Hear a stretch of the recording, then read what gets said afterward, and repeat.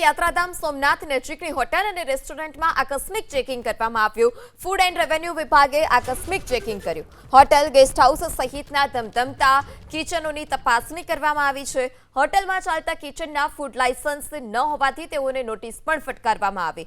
Hotel Shivam, hotel Bhabha, hotel કૃષ્ણાને notice ફટકારાઈ છે। થોડા દિવસ પહેલા હોટેલોમાં જીએસટી વિભાગે ચેકિંગ હાથ ધર્યું હતું। ફૂડ વિભાગે રેવન્યુ સ્ટાફને સાથે રાખીને ચેકિંગની કામગીરી હાથ ધરી।